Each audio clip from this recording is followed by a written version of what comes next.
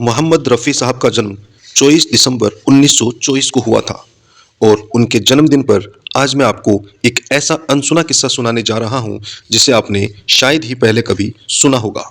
रफ़ी साहब की शख्सियत ऐसी थी कि लोग उनकी गायकी से ज़्यादा उनकी इंसानियत के दीवाने थे।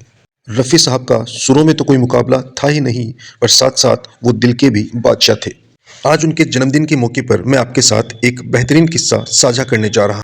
वैसे तो उन्होंने अपनी लाइफ में एक से बढ़कर एक गाने गाए हैं, लेकिन एक गाना उनको इतना पसंद आया कि उन्होंने रिकॉर्डिंग के पैसे लेने से भी मना कर दिया। रफ़ी साहब की दरियादिली का अंदाजा आप इस बात से लगा सकते हैं कि कैसे उन्होंने एक नए कलाकार को आगे आकर मदद की कि इसे सुनने के बाद आप रफ़ी साहब के और भी कायल हो जाएंगे।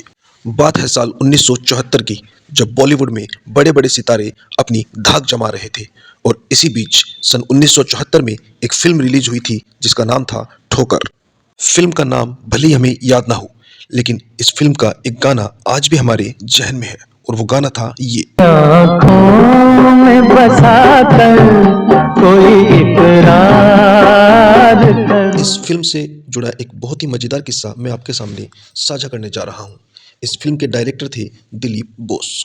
फिल्म का बजट बहुत ही कम था और बड़े सितारों को फिल्म में लेने की गुंजाइश भी नहीं थी, इसीलिए इस फिल्म में ज़्यादातर नए कलाकारों को ही कास्ट किया गया था और फिल्म के म्यूजिक की जिम्मेदारी एक ऐसे इंसान को दी गई जिनका अभी बॉलीवुड में कोई नाम तक नहीं जानता था। फिल्म ठोकर में कई गाने थे जिनको मुकेश, सुमन कल्याणपुरी और कई अन्य सिंगर्स ने गाया था, लेकिन इस फिल्म में एक ऐसा गाना भी था जिसे महान सिंगर मोहम्मद रफ़ी ने गाया था और ये रफ़ी साहब की आवाज़ का ही जादू था कि एक छोटी सी फिल्म को इस गाने ने लोगों के दिलों तक पहुंचा दिया।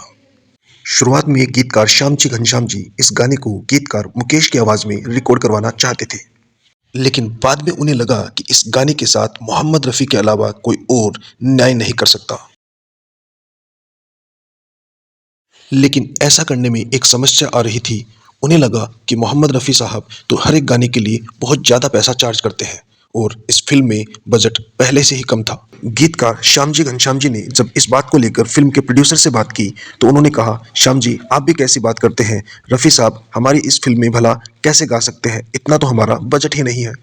तो श्याम जी ने एक पल सोचा और फिल्म के प्रोड्यूसर से कहा कि मैं खुद जाकर मोहम्मद रफ़ी साहब से गुजारिश करूँगा, अगर वो मान गए तो ठीक, वरना किसी और से ये गाना गवा लेंगे। गीतकार श्यामजी घनश्याम जी पूरी उम्मीद के साथ रफ़ी साहब से मिलने पहुंचे। अपनी बात रखी कि रफ़ी साहब एक छोटी सी फिल्म है जिसमें एक गाना मैंने लिखा है और इस गाने को मैं आपकी आवाज़ में गवाना चाहता हूं, लेकिन एक समस्या है कि इस फिल्म के प्रोड्यूसर बहुत गरीब है और उनका बजट बहुत कम है।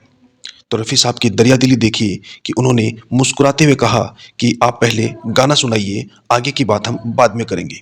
और जैसे ही श्यामजी घनश्याम जी ने उस गाने के बोल रफ़ी साहब को सुनाए तो उन्होंने सीधा एक ही बात कही, बहुत खूब, बताइए रिकॉर्डिंग कब शुरू करें। और जिस दिन रिकॉर्डिंग करी जानी थी, मोहम्मद रफ़ी साहब बहुत ही जिंदा दिली के साथ और खुश मिजाजी के साथ स्टूडियो पहुंचे।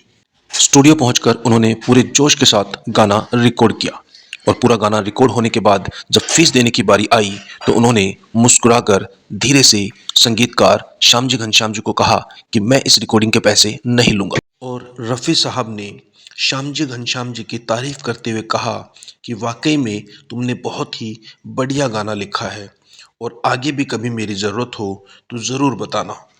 श्यामजी घनश्याम जी उसी दिन से रफ़ी साहब के दिल से फ़ैन बन गए और प्रोड्यूसर की खुशी का तो मानो ठिकाना ही ना रहा। मोहम्मद रफ़ी साहब सिर्फ एक महान गायक ही नहीं बल्कि एक निहायत ही नेक दिल इंसान भी थे। तो उनके जन्मदिन पर यह खास पेशकश आपको कैसी लगी, कमेंट करके ज़रूर बताएं।